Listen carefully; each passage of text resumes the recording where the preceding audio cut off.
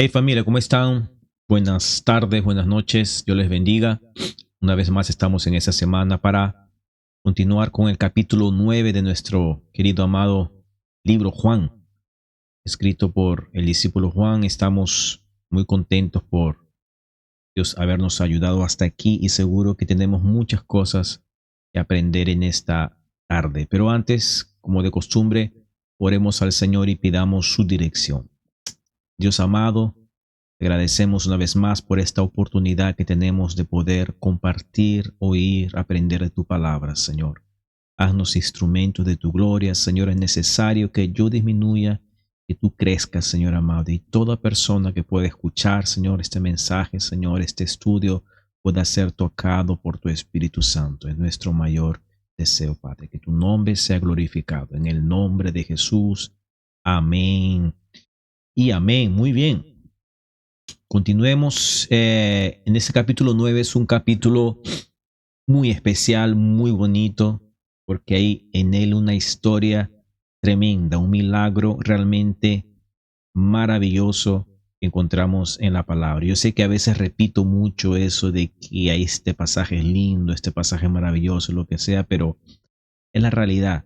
Eh, Cada vez que estudiamos más y más la palabra de Dios, descubrimos más cosas, aprendemos más cosas. Y a pesar de que estudio la Biblia hace más de 30 años, todavía consigo eh, sentir la presencia de Dios, aprender nuevas cosas cuando estudio o reveo cosas de la palabra de Dios. Y eso no es mérito mío, sino que la palabra de Dios es viva, eficaz, más cortante que una espada de dos filos, dice la palabra, que penetra hasta lo más profundo del alma, las coyunturas, los tuétanos, y ella nos discierne de pecado y de justicia, ¿verdad? Entonces, ella es viva y nos trae vida toda vez que aprendemos de ella.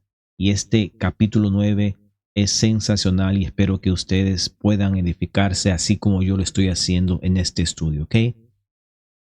En el versículo 1 comienza diciendo lo siguiente: al pasar Jesús vio un hombre ciego de nacimiento. Todo este capítulo habla sobre la historia de un hombre que era ciego de nacimiento.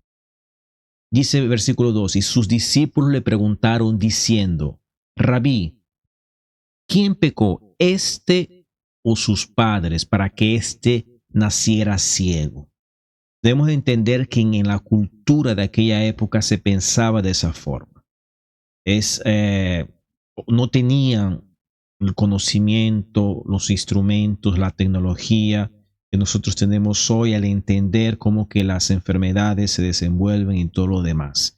Hace 2000 años, acuérdense que sucedió eso. Entonces, al no tener ese conocimiento, no entender muchas cosas, atribuían muchas de las cosas malas al pecado, a la maldad de un hombre o de su familia. Entonces, para ellos o para las comunidades entonces, muchas de las tragedias, de las cosas malas que pasaban, era porque alguien tuvo la culpa, porque alguien pecó, porque alguien hizo algo malo y desagradó a Dios. Y entonces eso que le está pasando es un castigo divino. A esa conclusión llegaban, ¿verdad? Por falta de todo lo que les he mencionado, de todo ese conocimiento. Y entendemos de que no es así, ¿verdad? De que realmente sí hay enfermedades que son causadas por pecados nuestros. A lo mejor, no sé, se me viene a la mente algunos casos de diabetes, por ejemplo, donde las personas exageran en su alimentación, tienen una alimentación muy mala y producen una enfermedad en su cuerpo que es causada esa enfermedad justamente por ese descontrol de disciplina o de dominio propio y comen de más o comen cosas que les hace mal. Sabemos que no son todos los casos así, pero algunos casos así lo son, ¿verdad? Y sabemos pues que hay enfermedades que son heredadas de unos a otros y que no hay culpa alguna en nadie, sino que simplemente es algo que aconteció por causa, sí, tal vez de un pecado, pero no de esa persona, sino del primer hombre, que a través de la vida de ese hombre, Adán, todas las enfermedades y las cosas malas se introdujeron en la humanidad. Entonces esta gente pensaba de esa forma y es por eso que le trajeron esa pregunta, porque ellos querían saber quién había pecado, de quién era la culpa, por qué que este hombre había nacido ciego. No era que él estaba ciego, que se volvió ciego, sino que él nació ciego. Y esto es un punto importante que más adelante vamos a entender un poco mejor, que es interesante. Versículo 3 dice, Jesús respondió, ni éste pecó ni sus padres, sino que está ciego para que las obras de Dios se manifestaran o se manifiesten en él. Voy a repetir, Jesús respondió, ni éste pecó ni sus padres. Y él explica por qué que este hombre está ciego. Está ciego para que las obras de Dios se manifiesten en él. Ya hemos comentado en otras oportunidades cómo Dios permite que pase algunas tragedias o algunas situaciones en nuestras vidas, nuestra familia o en la sociedad, con propósitos que solamente Él conoce y que a veces son enseñadas para nosotros. Constantemente nos preguntamos o nos frustramos al querer entender y saber por qué que algunas cosas nos pasan. Por ejemplo, una enfermedad es algo muy común que pasa entre nosotros los seres humanos. Cuando viene una enfermedad sobre nuestra vida, la primera cosa que pensamos es ¿por qué, Dios? ¿Por qué que me pasa esto a mí? ¿Por qué que yo estoy enfermo? ¿Por qué que yo tengo que hacer, que pasar por eso? ¿Qué es lo que yo hice? Y ahí viene un sentimiento a veces de culpa y de sentirnos de que estamos mal y que lo que estamos pasando incluso puede ser un castigo de Dios. Y si es un castigo de Dios, pues sentimos soledad porque nos sentimos muchas veces abandonados por Dios, porque creemos de que Dios nos dio la espalda y que merecemos todo eso que estamos pasando por culpa, por maldad nuestra. Y ese sentimiento a veces nos crea realmente una frustración, nos crea incluso depresión, un sentimiento muy negativo. Y la Biblia nos enseña de que no es siempre así como funcionan las cosas. Hay cosas que nos pasan en la vida, hay situaciones que necesitamos pasar porque existe un propósito por detrás de esa situación. Y si nosotros somos hijos de Dios, hemos recibido la luz de Cristo y entendemos estas verdades, podemos comprender de que Dios tiene todo en sus manos, de que nada escapa de su control y de que hay cosas que nos pasan o que les pasan a algunas personas para que la obra o la gloria de Dios sea manifestada. Vemos eso, por ejemplo, más adelante también cuando veamos la resurrección de Lázaro. En ese mismo libro vamos a entender también, vamos a hablar un poco más sobre eso también. Pero el hecho importante es de que este hombre estaba ciego o había nacido porque existía un propósito y una finalidad de parte de Dios. Y ese propósito era de que la obra de Dios se manifestara en la vida de ese hombre a través de su ceguera. Un acontecimiento especial iría a pasar a causa de esa ceguera. Y era de que Jesús iba a poder sanarlo. Y es que es increíble y es impresionante que nosotros podamos entender de que esa tragedia que a veces estamos pasando existe un propósito en la cual Dios puede usarnos a través de ese propósito para que su nombre sea glorificado. O nosotros necesitamos pasar por eso o alguien necesita aprender algo por eso que nosotros estamos pasando. Y este hombre era ese caso. Me recuerda la vida de Esther, la reina Esther. No sé si ustedes se recuerdan de esa historia, no voy a entrar mucho para no desviarme, pero esta reina que era judía vivía delante del rey y el rey quería exterminar a su pueblo, ¿verdad? La historia nos dice que el rey persa quería exterminar a su pueblo. Y su tío Mardoqueo le dijo a la reina de que entrase en la presencia del rey para pedir de que no haga eso para con su pueblo, que no extermine a su pueblo. Pero esa reina no podía entrar delante del rey si no estuviese autorizada, porque si no ella sería muerta. Y ella tenía temor a entrar a la presencia del rey para poder interceder por su pueblo. Y hay una palabra que su tío le dijo que es tremenda, y eso cambió el sentido de esta reina Esther y hizo que ella se atreviese a entrar en la presencia del rey y pedir misericordia por su pueblo. Las palabras que su tío Mardoqueo le dijo fue el siguiente: ¿Quién sabe, Esther, si tú no naciste para este día, para este propósito? ¿Quién sabe si Dios no te hizo, Dios no te formó, Dios te trajo a esta vida para que pudieses cumplir este propósito en este día?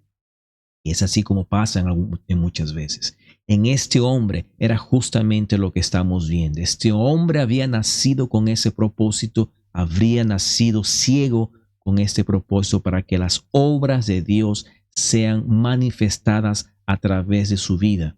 Cuando Jesús lo curase y el nombre de Dios sea glorificado. Ahora, esto tiene un propósito. ¿Cuál propósito? De que el nombre de Dios sea glorificado, número uno, y que nosotros podamos creer. Nosotros podamos creer. Recuerden que todo este libro de Juan fue escrito con una finalidad. Al final del libro, el propio autor lo dice. He escrito todo esto para que ustedes puedan creer. ¿Creer qué? Que Jesús es el Hijo de Dios. Entonces, Dios nos permite pasar por eso para que personas vean su obra, su gloria y ellas vengan a creer. No porque Dios la necesita más, nosotros necesitamos creer para poder ser salvos. Versículo 4. Nosotros debemos hacer las obras del que me envió mientras es de día. La noche viene cuando nadie puede trabajar. Mientras yo estoy en el mundo, yo soy la luz del mundo. Y esto me recuerda a un versículo muy bonito en Isaías, y se lo quiero mostrar aquí. Isaías capítulo 9, versículo 2, dice lo siguiente. El pueblo que andaba en tinieblas ha visto gran luz. A los que habitaban en tierra de sombra de muerte, la luz resplandeció sobre ellos. ¿Cuál luz? La luz de Jesucristo que resplandeció sobre nuestras vidas, y esa luz nos trajo vida, nos trajo alegría, nos trajo salvación, nos trajo arrepentimiento, nos trae una vida eterna en Cristo Jesús. Él es la luz del mundo. Ya lo hemos visto también en capítulos anteriores. Habiendo dicho esto, escupió en tierra. Y fíjese esto porque esto es terrible. Vamos a ver. Escupió en tierra e hizo barro con la saliva y le untó el barro en los ojos. Sí, Jesús hizo eso. Y yo no sé si ustedes ya sabían de esa historia, si ya la habían escuchado alguna vez o si es primera vez. Pero si es primera vez, probablemente le va a pasar lo mismo que me pasó a mí cuando leí la primera vez esto, y es una sensación repulsiva, un asco, ¿verdad? Decir, qué asco, Jesús, ¿cómo se te ocurre hacer esto? Pero ¿de dónde sacaste esto? Echar saliva en la tierra, hacer barro y zampárselo en los ojos. Qué gran idea, ¿verdad? Podríamos pensar, ¿por qué hiciste eso? ¿Por qué no simplemente dijiste, abre tus ojos y sus ojos abrirían ciertamente? Jesús hubiese podido haber hecho esto. Colocar la mano, o simplemente decir la palabra, o simplemente decirle, ¿sabes qué? Vete a tu casa, en el camino recibirás la vista y lo que sea. Pero él tuvo esa brillante idea de escupir en tierra, y a nosotros nos es repulsivo todo eso, ¿verdad? Pero existe un propósito nuevamente, o existe una explicación por lo cual Jesús hizo todo esto. Y es probablemente para representar la forma como Él nos hizo a nosotros desde un comienzo. En el libro de Génesis, cuando Dios nos enseña cómo nos creó, la Biblia nos dice de que nos hizo del barro de la tierra y nos hizo con sus propias manos. O sea, en cuanto que Él hizo toda la creación con sus palabras, la Biblia nos enseña eso, con sus palabras Él dijo y todas las cosas fueron creadas por el poder de su palabra. Cuando al sexto día tocó hacer al hombre, Él no lo hizo simplemente con sus palabras, sino que la Biblia nos dice que Él con sus propias manos tomó el barro en la tierra y formó al hombre del barro de la tierra, y lo hizo lentamente, con mucho amor, con mucho cuidado, así como un pintor hace su obra de arte, así como un escultor esculpe su obra de arte. Imagínense a Miguel Ángel haciendo las obras que él hizo con mucha dedicación, con mucha ternura, con mucho cuidado, prestando atención en los detalles. De esa misma forma Dios hizo al hombre. Cuando hizo los animales no fue así. Él dijo, cada tierra, que la tierra produzca los animales, cada uno por su especie, que los mares reproduzcan los animales, cada uno por su especie. Pero cuando llegó la vez del hombre, él descendió y él hizo al hombre con todo ese cuidado, con sus propias manos, del polvo de la tierra. Ahora, Dios dice la palabra que es espíritu, no tienes manos. Entonces, ¿cómo que nos hizo con sus manos? Probablemente con las manos del propio Jesús, que de alguna forma aconteció no una teofanía, más una pre-reencarnación a lo mejor, que nos hizo con sus propias manos. Y yo creo que eso es realmente literal y que no es alegórico. Entonces, el hecho de él tomar barro, barro, y hacer este milagro con el barro, era probablemente porque este hombre, al ser ciego de nacimiento, existe la posibilidad de que no tenga ojos. Probablemente no tenía ojos. Era ahora un defecto de nacimiento y no poseía nada que pudiese darnos a entender de que él pudiese ver. Es por eso que cuando los discípulos le vieron, rápidamente entendieron que era ciego de nacimiento. Probablemente tenía un hueco o tenía alguna cosa que dejaba entender que era ciego de nacimiento. Entonces, al no tener, lo que Jesús hizo fue construir o hacer ojos nuevos. Hacer ojos nuevos de la misma forma como él lo hizo en el principio de todas las cosas, con barro de la tierra, con polvo de la tierra y barro, con mucho amor y con mucho cariño, como lo hizo. Entonces, es una representación enseñándonos que él fue el que hizo todas las cosas. Como dice la palabra, por él fueron hechas todas las cosas y para él también fueron hechas, y él sustenta todas las cosas por su palabra. Entonces hizo eso. Ahora sí podemos tal vez entender de que algo que era repulsivo, y podemos tal vez verlo de una forma diferente, porque fue un acto de amor, fue un acto de ternura de parte de Jesús. Dice que le untó este barro en los ojos y le dijo, ve y lávate en el estanque de Siloé, que quiere decir enviado. Él fue pues y se lavó y regresó viendo. O sea, en ese instante en que él se lavó, al quitarse el barro, fue descubierto sus ojos nuevos, nuevecitos de fábrica, impecables, viendo perfectamente. Versículo 8. Entonces los vecinos y los que antes le habían visto que era mendigo decían, ¿no es este el que se sentaba y mendigaba?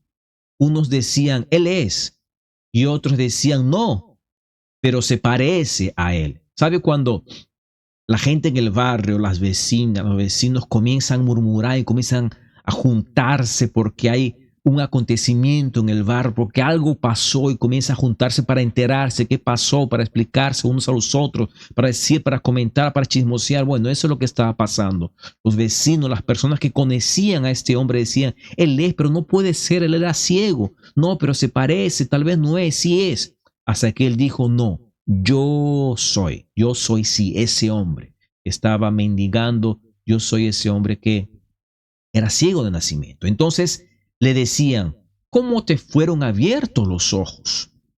Él respondió, el hombre que se llama Jesús hizo barro, lo untó sobre mis ojos y dijo, ve a Siloé y lávate. Así que me fui, me lavé y recibí la vista. Ahora, este hombre, como dijimos al comienzo, era un hombre que había nacido ciego. Y las personas que estaban alrededor, que lo conocían, estaban impactadas e impresionadas porque ellos sabían que él era ciego. Y no cualquier ciego, sino que era un ciego de nacimiento. Y ahora este hombre estaba viendo. Y tal vez para nosotros no podemos comprender muy bien el contexto, pero voy a intentar explicárselos. En aquel entonces, en esa época, se creía que el Mesías iría a venir. Los judíos creían profundamente de que el Mesías iría a aparecer. Y sabemos por el Antiguo Testamento de que muchos milagros fueron hechos por los profetas, ¿verdad? Moisés, por ejemplo, hizo señales y milagros asombrosos. Elías, por ejemplo, resucitó muertos o hizo que el aceite durase muchísimo tiempo para alimentar. Elías también oró y llovió, oró y paró de llover. Eliseo también abrió el Jordán y también oró para que un muerto resucitase. Y así hay muchos milagros impactantes e impresionantes en el Antiguo Testamento que los profetas de Dios hacían. Pero según el entendimiento de los judíos y de los rabinos de aquella época, habían tres tipos de milagros o tres milagros que únicamente eran exclusivos del Mesías o de aquella persona que sería el Mesías. Tres milagros. Número uno, de que este Mesías iría a curar un leproso. ¿Qué es la lepra? Es una enfermedad que consume la carne, ¿verdad? Es una enfermedad que se carcome la carne.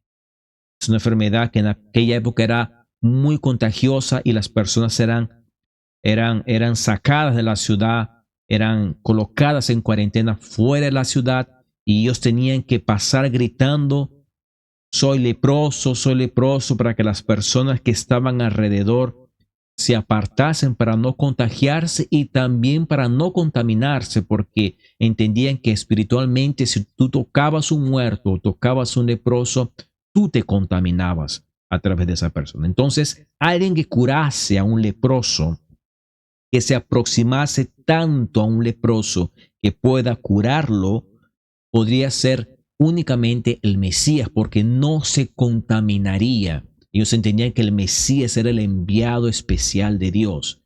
Entonces no se contaminaría con ese pecado de lepra. Entonces era uno de los milagros que ellos decían que era el milagro mesiánico.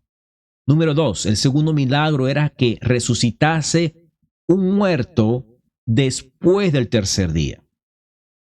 Voy a explicar un poco más eso después cuando lleguemos más adelante con Lázaro, pero si murió y durante los 3 días se levantase, entonces probablemente el hombre era un simple profeta, si había orado como Elías o Eliseo, que dijimos que ya resucitaron algunos muertos. Pero no podía pasar de 3 días. Si pasaba más de 3 días, no había ningún profeta que pudiese resucitar a ese hombre. Como digo, después voy a explicar un poco más adelante. Pero Jesús resucitó después del tercer día, al cuarto día, a Lázaro. Entonces, esa era la segunda milagro exclusivo que sería del Mesías. Y el tercero era que un ciego recibiese la vista, un ciego de nacimiento, recibiese la vista a través de este hombre, de este Mesías. ¿Okay? ¿Por qué? Porque asociaban todo eso al pecado y todo eso que nosotros acabamos de decir. Entonces eran los tres milagros que eran exclusivos del Mesías que iría a venir. Entonces todo esto que ellos estaban viendo delante de sus ojos era sorprendente, era asombroso, porque estaban viendo una de las señales del Mesías o un milagro mesiánico. Y ellos estaban estupefactos con todo esto. Toma un poco de agua.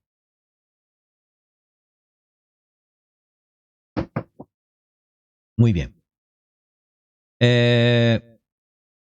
¿Dónde nos quedamos?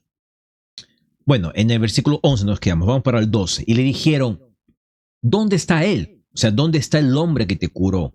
Y él le dijo: no sé. Llevaron al ciego, que ahora está viendo, ante los fariseos, al que había sido ciego. Y era día de reposo, el día que Jesús hizo barro y abrió los ojos de este hombre. ¿Recuerdan el problema que Jesús había tenido cuando curó a un paralítico en el día de reposo y cómo quería matarlo por causa de eso? Porque los fariseos idolatraban tanto el día de reposo, el sábado, exageraban el punto de que ni siquiera iban al baño dicen ellos, para no violentar el día sábado, el día de reposo. Claro que nada de eso Dios enseñaba, sino que ellos, al ser tan fundamentalistas, a ser tan religiosos al extremo, porque veían la salvación como algo que se podía ganar por méritos o por obras, por cosas que uno hiciese, por sacrificios que uno hiciese. Ellos tenían este día como un día extremadamente sagrado, al punto de que no se podía hacer ni siquiera obras buenas. Entonces, Jesús una vez más curó a alguien en ese día sábado, el día de reposo, ¿no? Una vez más Jesús haciendo de las suyas. Entonces los fariseos volvieron también a preguntarle cómo había recibido la vista. Y él les dijo, me puso barro sobre los ojos y me lavé y veo. Por eso algunos de los fariseos decían, este hombre no viene de Dios, porque no guarda el día de reposo. Nuevamente, fíjese en la hipocresía y la religiosidad de estos hombres, de que no se alegraban y no veían como algo bueno de que un hombre había recibido la vista. No, para ellos era importante que se había, según ellos, violentado el día de reposo, y eso era un pecado imperdonable. Y ellos se cerraban en ese pensamiento, en esa hipocresía, religiosidad extrema que ellos tenían, que no podían ver las cosas maravillosas.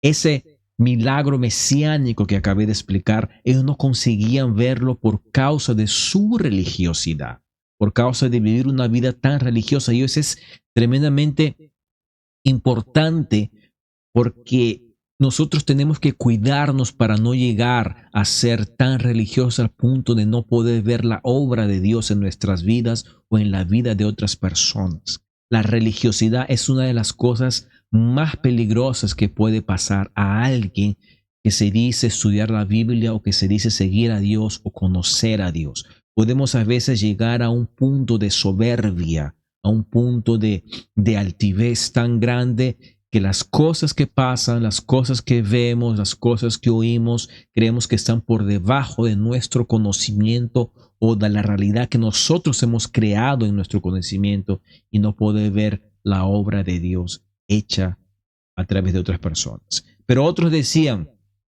¿cómo puede un hombre pecador hacer tales señales?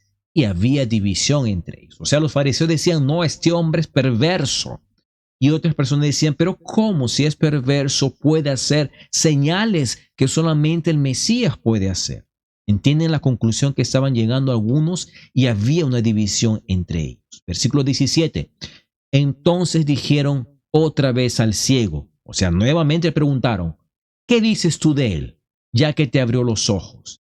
Y él dijo, es un profeta. O sea, el ciego está diciendo, es de Dios. Es un hombre de Dios, es un enviado de Dios, solamente puede hacer eso.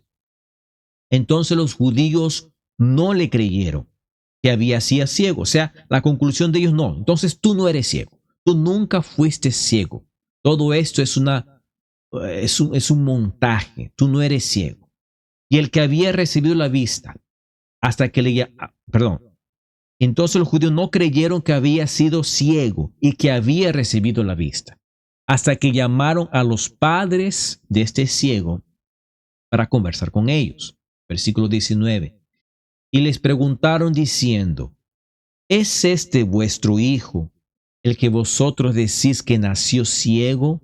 ¿Cómo es que ahora ve? Sus padres entonces les respondieron y dijeron, sabemos que este es nuestro hijo y que nació ciego. Eso nosotros lo sabemos. Pero cómo es que ahora él ve, eso no lo sabemos. Y quién le abrió los ojos tampoco no lo sabemos. Preguntadle a él, edad tiene él para hablar de sí mismo. Versículo 22. Sus padres dijeron esto porque tenían miedo a los judíos, porque los judíos ya se habían puesto de acuerdo de que si alguno confesase que Jesús era el Cristo, sería expulso de la sinagoga.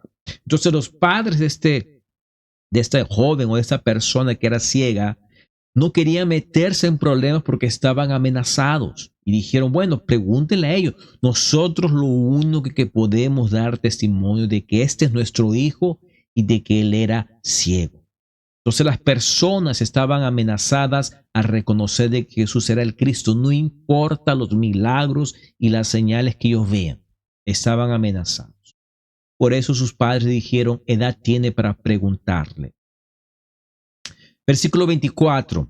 Nuevamente los judíos llamaron nuevamente al cieguito, que ahora no es más ciego, por segunda vez, y dice que lo llamaron y le dijeron, da gloria a Dios. Nosotros sabemos que este hombre es un pecador. Da gloria a Dios. Nosotros sabemos que es un hombre pecador. ¿Qué significa esto, da gloria a Dios? Nosotros a veces cuando queremos presionar a alguien para decir la verdad, a veces nosotros usamos expresiones como, dilo delante de Dios aquí, coloca a Dios como testimonio, como testigo, y di la verdad. O cuando hay un juicio, por ejemplo, se pone una Biblia y se hace una juramentación, la persona coloca su mano en la Biblia y dice jurar por Dios en decir la verdad y únicamente la verdad. O cuando éramos chiquitos y nos decían algo y nosotros queríamos decir algo verdadero, decíamos por mi madrecita, que esto aquí lo que te digo es verdad, que por mi madrecita que es verdad lo que te digo. No es verdad que nosotros decíamos de esa forma. Bueno, son expresiones que nosotros usamos a lo largo de nuestra vida. Bueno, para ellos esa expresión era una forma de presionar a que tú digas la verdad, poner a Dios como testigo de tus palabras. Le dijeron, da gloria a Dios, o sea, di la verdad delante de Dios. Nosotros, la afirmación que ellos están haciendo, nosotros sabemos que este hombre es pecador, o sea, que Jesús es pecador. Entonces, 25, él les contestó, el cieguito, si es pecador, no lo sé. Una cosa sé, que yo era ciego y ahora veo. No sé lo que ustedes me están diciendo, no sé lo que ustedes me están hablando. Es más, yo no conozco muy bien a este Jesús. No sé de dónde viene, no sé para dónde va, pero una cosa puedo dar testimonio. Recuérdense que nosotros somos testigos de Jesús y nuestra función y labor es expresar, contar y dar testimonio de lo que Jesús ha hecho en nuestras vidas. Y en la vida de este ciego existía una única verdad. En ese momento para él existía una única verdad. Él era ciego y ahora él ve. Nosotros también tenemos nuestra verdad. Espiritualmente nosotros éramos ciegos. No conseguíamos ver a Dios. No conseguíamos ver la grandeza de Dios ni entender su obra. Pero a través de su poder y su misericordia, ahora sí podemos verla y nos alegramos y nos gozamos al leer las Escrituras, al entender la verdad del Evangelio. Hoy sí podemos ver y es por eso que podemos dar testimonio y ser testigos de este Jesús. Versículo 26, le dijeron entonces, ¿qué te hizo? ¿Cómo te abrió los ojos? Fíjese que ya es la segunda, la tercera vez que le preguntan nuevamente lo mismo. ¿Por qué? Porque no quieren aceptar la verdad. No hay un dicho que dice, no hay peor ciego que el que no quiere ver. Bueno, este cieguito, si lo conociese ese versículo o ese dicho, seguro que lo hubiese usado. No hay ciego que aquel que no quiera ver, ¿verdad? Él les contestó, ya os lo dije y no escucháis. ¿Por qué queréis oírlo otra vez? Y aquí comienza a usar el sarcasmo. ¿Es que también vosotros queréis hacer los discípulos suyos? ¿Ah? Aquí vemos un poco de audacia de este cieguito. Ya comienza, ¿verdad?, a ser testigo verdadero de Jesús, porque cuando Dios coloca a alguien para ser su testigo, le da fuerzas, le da valentía, le da conocimiento, coloca las palabras en su boca, les da audacia. Por eso que la iglesia de Jesucristo no hubo nada que pudo detenerla, porque Dios coloca esa audacia y es por eso que el evangelio continúa se extendiendo. No importa quién esté al frente nuestro. Si Dios está con nosotros, Él nos da las fuerzas. Y este hombre fue audaz y le dijo, ¿es que vosotros también queréis hacerlo sus discípulos? Versículo 28. Entonces lo insultaron.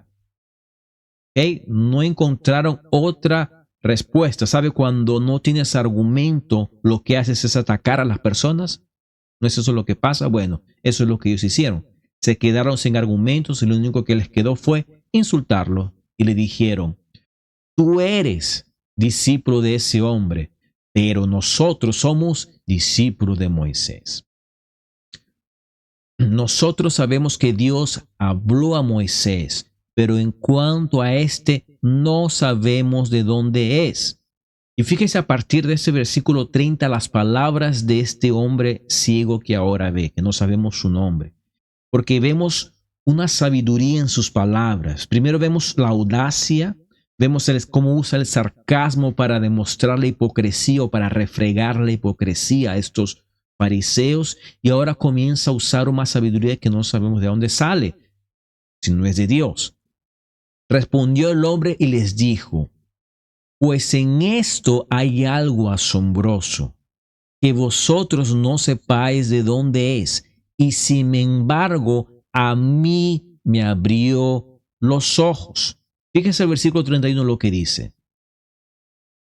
Es como si él les dice, presten atención a esto que yo les voy a decir y vamos a intentar llegar a una conclusión. Vamos a ponernos de acuerdo. Versículo 31 dice, sabemos que Dios no oye a los pecadores, ¿verdad?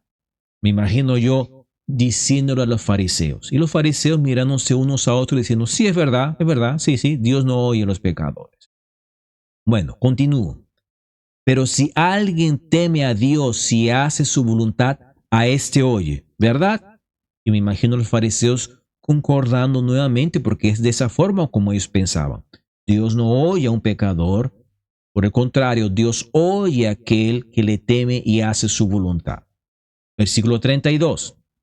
Dice, desde el principio jamás se ha oído decir que alguien abría los ojos a un ciego de nacimiento. Recuérdense ese milagro mesiánico que yo les expliqué hace poco tiempo. Bueno, nuevamente él lo trae a tono, o por lo menos él tenía conocimiento de eso y les trae este argumento tan fuerte y poderoso. En pocas palabras, como si fuese una kriptonita para Superman. Es un argumento súper fuerte. Le dijo, saben ustedes, ¿verdad? Que desde el principio sabemos que jamás, nunca, desde el principio, ¿cuándo? Desde el principio de todo, jamás se ha oído decir que alguien abriera los ojos a un ciego. O sea, un milagro como el que me acaba de pasar, nunca jamás, ni hubo ni un profeta, ni siquiera Moisés, que a ustedes tanto les gusta mencionar, ha hecho este milagro. ¿Cierto? ¿Hasta ahora estamos de acuerdo? Sí, todos estamos de acuerdo. Muy bien. Continúo. 33. La conclusión es la siguiente. Si este hombre, Jesús, no viniera de Dios, entonces no podría hacer nada. Porque si Dios solamente escucha a aquel que le teme y hace su voluntad, y este hombre acaba de hacer un milagro que es mesiánico, que es extraordinario y que nunca antes había sido hecho, la única conclusión que podemos llegar es de que este hombre viene de parte de Dios. Este hombre es un enviado de Dios. Es la misma conclusión que Nicodemo llegó, también se recuerdan. Nadie ha hecho las obras que tú has hecho. Entonces yo Nicodemo sé que tú vienes de Dios. ¿Ven la conclusión que ha llegado este cieguito? Y los fariseos, ¿será que ellos se convencieron con esto? Pues no. Respondieron ellos y le dijeron, tú naciste enteramente en pecados y tú nos quieres enseñar a nosotros. Ustedes ven la maña soberbia de estos hombres. Y lo echaron fuera. Versículo 35 dice, y esto aquí es maravilloso porque nos habla del principio del evangelio o de la esencia del evangelio. Fíjese lo que dice. Jesús oyó decir que lo habían echado fuera. Y hallándolo le dijo. Esa palabra hallándolo no es de que lo encontró por casualidad. No es de que Jesús estaba andando y que por casualidad se tropezó con el cieguito. No es eso. Esa palabra hallándolo significa lo buscó. Jesús paró lo que estaba haciendo para ir a buscar al cieguito. ¿Para qué? Para conversar, para saber qué es lo que los fariseos le habían dicho, o para saber qué es lo que las personas estaban diciendo de él. No. No, simplemente Jesús paró lo que tenía que hacer, lo que estaba haciendo, fue al encuentro, a buscar a este ciego para hacerle una pregunta y le dijo, ¿crees tú en el Hijo del Hombre? Jesús estaba haciendo un apelo de salvación. Y esta palabra guiándolo es muy importante porque es justamente eso lo que ha pasado sobre nuestras vidas. A veces nosotros acostumbramos a decir, yo encontré a Jesús, ¿verdad? Yo encontré a Jesús y entregué mi vida a Él. Y está muy bien que nosotros digamos eso, está muy bien. Pero en realidad lo que pasó es algo contrario. No es que nosotros lo encontramos, sino que Él nos encontró. Él dejó lo que estaba haciendo y vino a nuestro encuentro, nos buscó y con lazos de amor nos atrajo y nos convenció a creer en Él, nos mostró su misericordia, se puso en nuestro lugar, se encarnó y vivió todo lo que nosotros no pudimos vivir y murió la muerte que nosotros no podíamos morir. Y hizo el llamado a este hombre a creer. Le dijo, ¿tú crees en el Hijo del Hombre? Recuérdese que la palabra Hijo del Hombre es la palabra favorita que Jesús usaba para referirse a sí mismo. ¿Por qué? Porque lo identifica con nosotros. Él no sentía vergüenza de ser un hombre, porque él sabía perfectamente de que él humillándose a lo sumo en hacerse hombre era con un propósito sublime y grandioso. Hacer la obra de Dios, de aquel que lo envió y salvar a aquello que se había perdido. Entonces con orgullo le decía, yo soy el Hijo del Hombre, yo soy el representante del hombre. El primer hombre, Adán, falló. Yo soy el segundo hombre, esta vez yo no fallaré. Versículo 36, él respondió y dijo, ¿quién es, Señor, para que yo crea en él? O sea, el cieguito decía, bueno, sí, está bien, pero ¿quién es este hombre? ¿Quién es este hombre para que yo pueda creer en él? Aquí podemos ver que él ya estaba con el corazón realmente vuelto para Dios. Jesús le dijo, pues tú le has visto. Tú le has visto. Y ese tú le has visto no es verlo con los ojos físicos únicamente, sino con los ojos espiritual. Ya hablamos de esa ceguera espiritual, ¿verdad? En la cual nosotros encontramos. Y que ahora podemos ver su hermosura, podemos ver su grandeza, podemos ver su misericordia, su benevolencia, su amor, todo el sacrificio, toda la entrega, toda la búsqueda, todo lo que Él hizo por nosotros, podemos ver. Y Él le dice, tú lo has visto, el que está hablando contigo, ese es. O sea, yo soy ese Hijo del Hombre, yo soy ese que el Padre ha enviado. Entonces, versículo 38 dice, creo, Señor, y le adoró.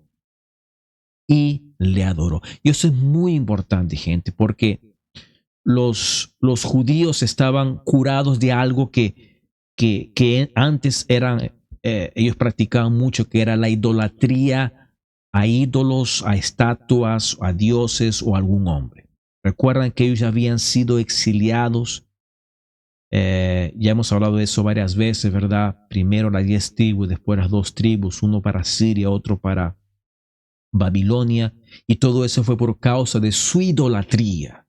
Entonces ellos estaban curados por alguna forma, por así decirlo, de adorar o de idolatrar a algo o a alguien que no sea Dios. Es por eso que no tenían ni siquiera imágenes.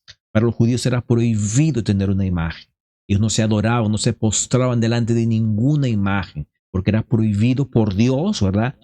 En la ley era prohibido por Dios, lo leemos eso en los 5 libros del Génesis, y ellos entendían a esa altura, por todo lo que habían pasado, ellos entendían perfectamente que no se podía adorar a nadie que no sea Dios. Entonces el hecho de este hombre, al ver que no era cualquier loquito, sino que era un hombre que realmente tenía una sabiduría, tenía un raciocinio completo, que entendía muy bien las cosas, no es que lo adoró simplemente por adorar, o no es porque Él no llegó a una conclusión buena al adorarlo, sino que él sabía perfectamente lo que estaba haciendo. Y al adorarlo estaba declarando, entendiendo y confesando que aquel que estaba delante de él era Dios, porque solamente se podía adorar a Dios y él lo sabía perfectamente. Entonces, cuando la Biblia dice que lo adoró y adoró a Jesús,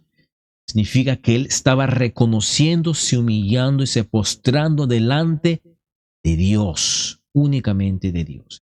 Y Jesús, por supuesto, recibió la adoración como Dios. Y Jesús dijo, yo vine a este mundo para juicio, para los que no ven, vean, y para los que ven, se vuelvan ciegos. Esto es tremendo, tremendo, tremendo, porque nos dice cuál es la conclusión de su venida, del tiempo que él estuvo aquí. Y él en realidad no vino a condenar. Ya hemos hablado de eso, por ejemplo, con la mujer adúltera, ¿verdad? Cuando dijo, yo no he venido a condenar, sino al salvar. No es eso que le está hablando. No está hablando de un juicio de condenación, sino que está hablando de que su venida, la cruz de Cristo, es salvación para unos, pero también al mismo tiempo es condenación para otros. Porque es salvación para aquellos que levantan su mirada, así como los judíos levantaron su mirada a la serpiente, a la estatua de serpiente, y fueron curados del veneno. De la misma forma, todos aquellos que levantamos nuestra mirada a la cruz, a Jesucristo, seremos salvos de la condenación. Al mismo tiempo, a todos aquellos que nieguen levantar su mirada a esa cruz serán condenados y serán ciegos eternamente. Entonces la cruz es bendición para unos y maldición para otros. Es salvación para unos, pero es castigo para otros. La palabra que estamos enseñando, hablando ahora, es de salvación y de bendición para los que le escuchan y los que lo meditan y para aquellos que hacen de esa palabra su propia vida, pero también es una palabra de juicio, de condenación para aquellos que la rechazan, como dijo Pablo, para aquellos que acumulan ira para el día de ira. De eso de que Jesús está hablando. Ya terminamos. Algunos de los fariseos que estaban con él oyeron esto y le dijeron, ¿acaso nosotros también somos ciegos? Jesús le dijo, si fuerais ciegos, no tendrías pecado. Pero ahora, porque decís, vemos, vuestro pecado permanece. Infelizmente, eso es lo que pasa con este grupo. Que su pecado permanece por su orgullo, por su terquedad, por su altivez, por no querer ver las cosas de Dios y crearse personas espirituales. Muy bien, familia. Terminamos todo el capítulo 9. Espero que haya sido de bendición para ustedes, para mí, como siempre. Es un deleite, es un disfrute poder meditar en las palabras de Dios que son vida para todos nosotros. Y esperamos que la próxima semana Dios nos preste salud y nos da bienestar para poder continuar con el capítulo 10 de este maravilloso libro de Juan. Que tengan una semana bendecida. Se les quiere. Chao.